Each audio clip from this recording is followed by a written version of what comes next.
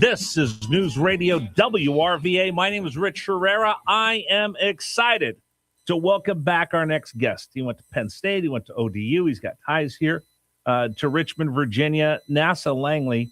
I'm going to get this wrong, but aerospace. I can't figure out how to pronounce what Dave Piatak does, but he's joining us to talk about what we saw this weekend, which on Friday was pretty amazing. Give me the title of what you're the director of.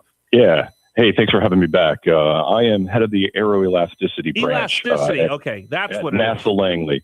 We worry about how wings of aircraft shake and vibrate, and how launch vehicles, rockets can shake and vibrate and exceed their structural capabilities, right? So we're keeping everybody safe.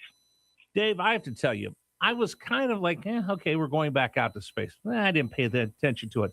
And then you and I talked last week, and now I actually sat there Friday.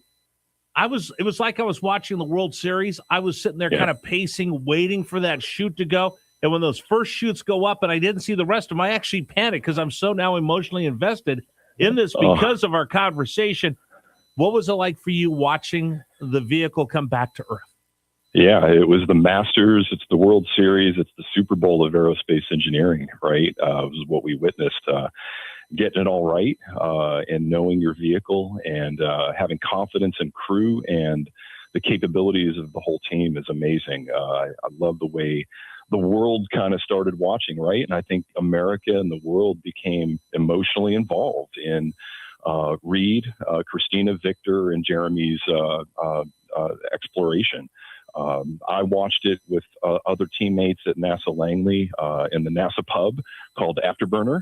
A good name for it, right? Yep, absolutely. My son Josh was there. I was able to get him on base, and we all watched from like six o'clock on. And we were cautiously, watching, although we had full confidence in the test data, in the analyses, and the crew, and mission control, and all the people supporting.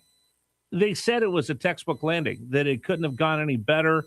I know they had to deploy the buoys to keep the capsule right side up, but everything else went perfect. It looked like everything went exactly as planned, and there were times where they said that they had to actually adjust things because the space vehicle was so efficient in getting through all those turns and everything. It was actually ahead of schedule.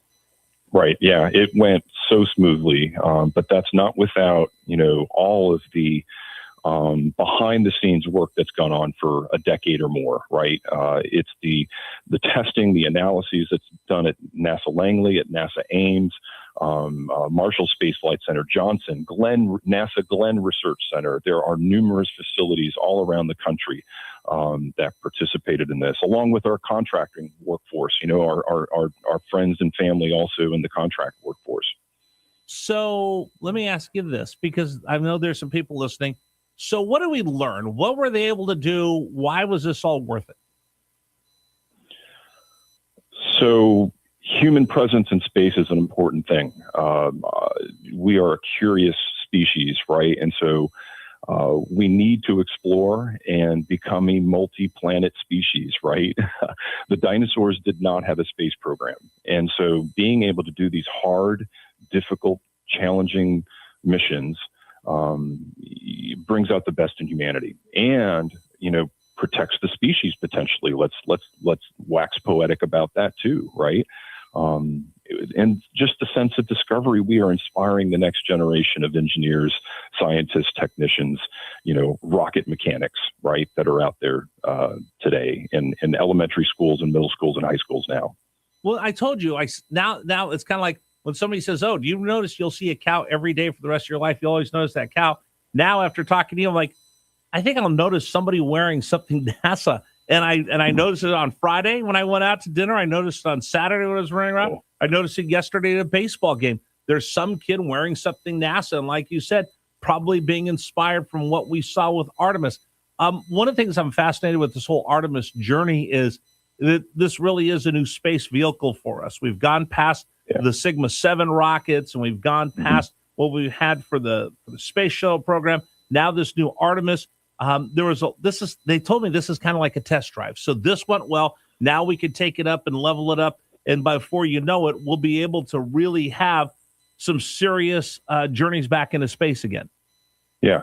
The goal, this was the first crewed flight of the Orion spacecraft. Our crew named it Integrity. And this was the first time we launched crew in it. So it was a big deal.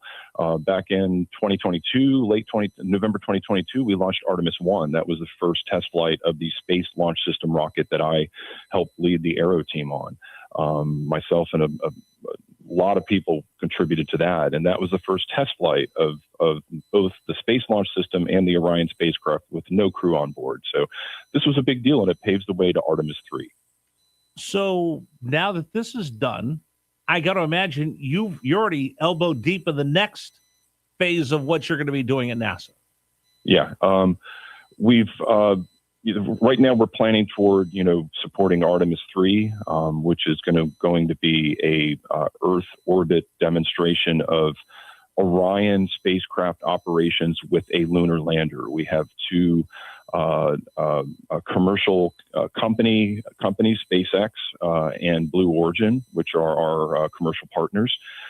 They are building and designing lunar landing spacecraft. And the plan is to, in Earth orbit next summer, it might be a little ambitious, but next summer, test out in Earth orbit these lunar landing spacecraft along with Orion. So dock with them and perform on-orbit operations, something akin to what was Apollo 9 back in 1967, 68.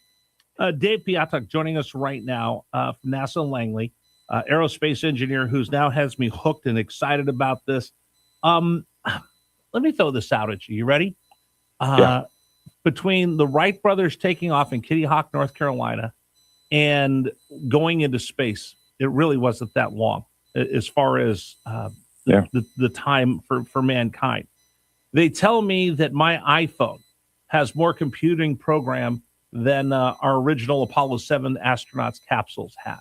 With the way Absolutely. the technology is going, I mean, and when people say that, is that correct? And how quickly can we just see this thing getting us closer to Star Trek? Yeah. So, I mean, let's talk about that. December 17th, 1903, right? We the Wright brothers' first flight, between that period and landing on the moon was only like, 65, 66 years, right? So one human lifetime. Yeah.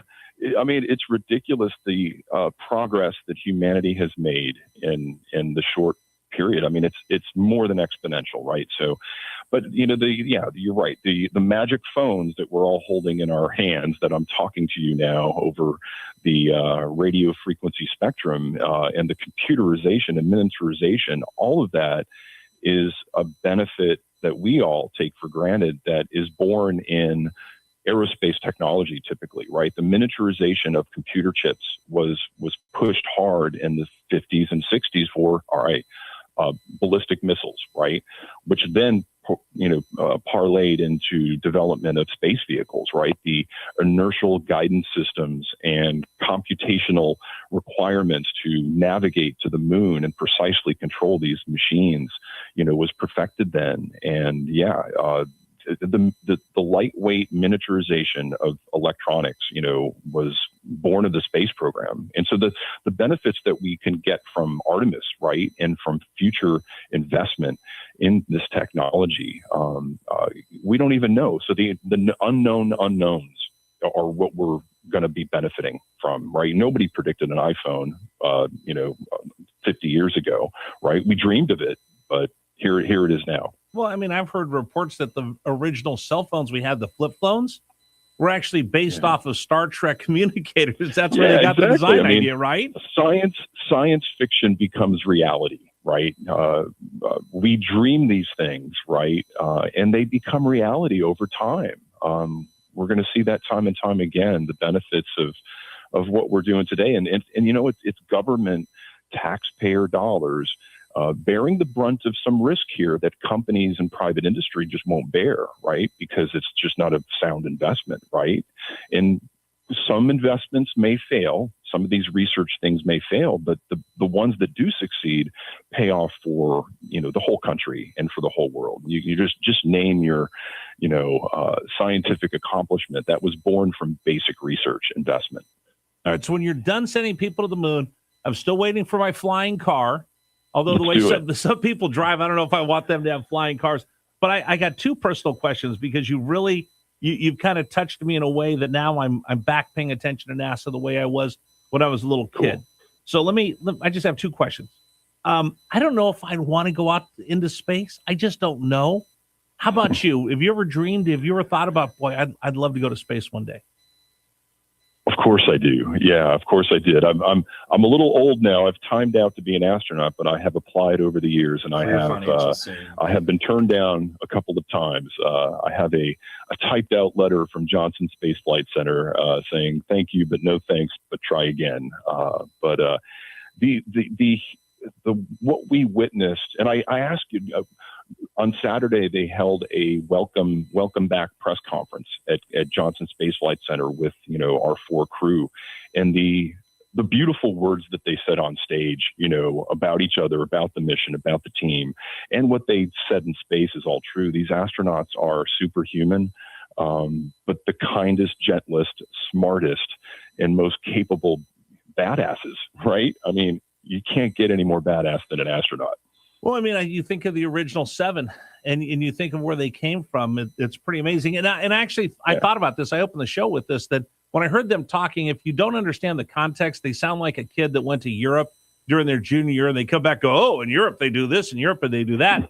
Different perspective. But these people have a different perspective than everybody else, because they've seen this planet in a way that no one else has. All right, last question. Yeah. Last question for you. Let me get my Comic-Con geek on here. Okay. Are you a Star Trek, Star Wars, or Stargate guy? Oh gosh, I'll have to admit I'm more Star Wars. I'm a little bit of none of that though. I do read a lot of my sci-fi. Project Hail Mary. Everyone saw that, I hope. Yeah. The book was so much better. The Martian, right? Andy Weir's book, The Martian, right. And his. And Hail Mary. Artemis was the one in the middle that wasn't the greatest, I think he might even admit. But The Martian was so accurate technically. And so I geek out by the books and sci-fi that really gets the details right, And Gotcha. So I think Andy Weir, I loved Project Hail Mary. I watched it with my son and daughter, and definitely teared up at times. Okay, but I need one more minute, guys. Let me push back one more minute. Then I do have to ask you this next question then. So my background was in sports. I was a sportscaster for 30 years. So when I watch a sports movie, I know everything that's not true when they show the broadcast, they show the games. I go, oh, that's Hollywood. I have a friend of mine who's a sub commander. He's a Commodore, has a fleet of submarines he looks after for the Navy. He hates watching submarine movies because they get so many things wrong. When you watch a movie about voyages into space, do you sit there and like, that's not the way it goes? Yes, I often do. Yeah, any technical, movie that has a large technical presence, I typically pick it apart and can see through some of the BS, right? But there's a lot out there that get stuff so right, Give me one that gets it right. Well, like I said, I think The Martian did. Okay. I mean, Mark Watney, he's like, the badass potato farmer, right? Astronaut.